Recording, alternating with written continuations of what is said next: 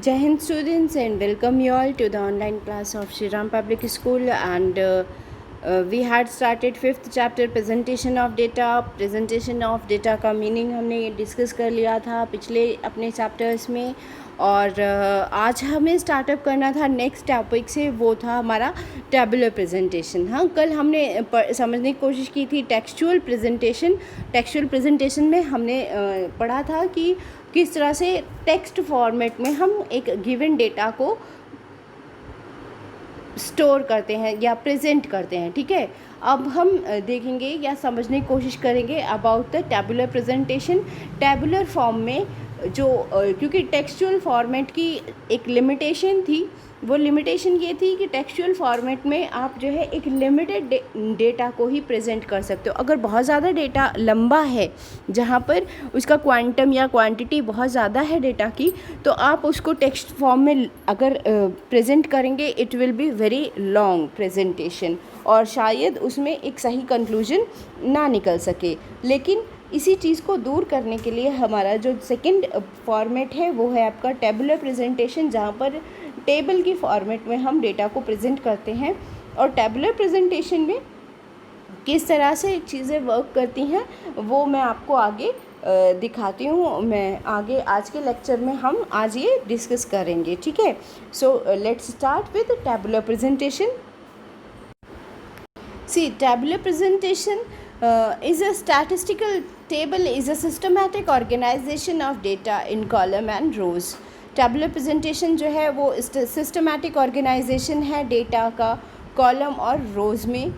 Tabulation involves the orderly and systematic presentation of numerical data in a form designed to elucidate the problem under consideration. यानी tabular formation जो है या tabular presentation जो है वो एक ऑर्डरली एक सीक्वेंस में डेटा को प्रेजेंट करने का काम करती है, जहाँ पर न्यूमेरिकल डेटा को सही तरीके से हम प्रेजेंट कर सकते हैं और उसके बेसिस पर कंसीडर करते हुए हम कोई यूज़फुल कंक्लूजन एक करेक्ट फॉर्मेट में निकाल सकते हैं। ठीक है, तो अब आ जाइए यहाँ पर components of a table. Table के कंपोनेंट्स, एक अच्छी जो एक आइडियल स्टैटिस्टिकल टेबल होनी चाहिए, उसमें क्या क्या चीज़ें शामिल होनी चाहिए वो देख लीजिए। फर्स्ट वन आ गया आपका टेबल नंबर, यानी कि एक्चुअली में आपका रेफरेंस नंबर होना चाहिए, टेबल नंबर होना चाहिए। आपने देखा होगा बुक्स में आपके अगर कोई डायग्राम दिया हुआ है, इवन कोई फिगर दी हुई है, तो उसका भी फिगर नंबर 1.1, 1.6 इस तरह से करके आपको दिया हुआ होता है। तो सिमिलरली अगर आप एक टेबल के फॉर्मेट में डेटा को प्रेजेंट कर रहे हो तो उसका टेबल नंबर आपको मेंशन होना चाहिए सबसे ऊपर। ठीक है, और इससे क्या होता है, इजी रहता है कि भाई टेबल नंबर 1 में हमने ये इन्फॉर्मेशन प्रेजेंट की है, आगे कभी भी ढूंढने में आसानी होती है। ठीक है, नेक्स्ट आ गया title. Along with the table number हमें क्या करना होता है, उस टेबल को, इस इंफॉर्मेशन को टाइटल भी देना होता है, एक प्रेजेंटेड टाइटल देना होता है जो कि प्रेफरेबली बोल्ड लेटर्स में लिखा हुआ हो, और ऐसा टाइटल हो जो कि रीडर्स की अटेंशन को ग्रैब कर सके। ठीक है, अटेंशन सीक कर सके, ऐसा टाइटल होना चाहिए।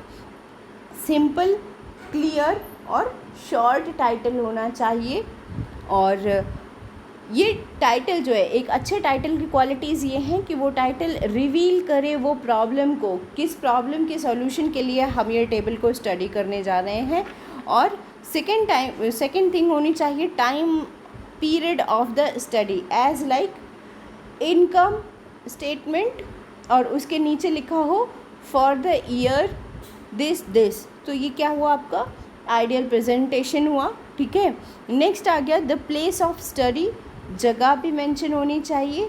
एंड देन आ गया आपका nature of classification of data, किस तरह से डेटा को हमने क्लासीफाई किया है on the basis of this. ठीक है, ये सारी चीज़ें मेंशन करते हुए एक छोटा सा टाइटल हमें देना होता है अपनी टेबल को। नेक्स्ट आ गया हेड नोट।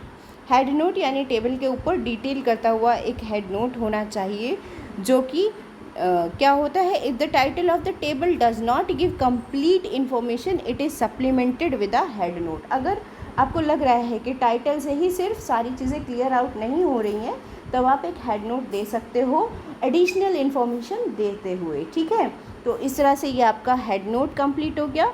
और नेक्स्ट टॉपिक जो है आपका, नेक्स्ट कॉलम होता है स्टब्स का। स्टब्स क्या होते हैं?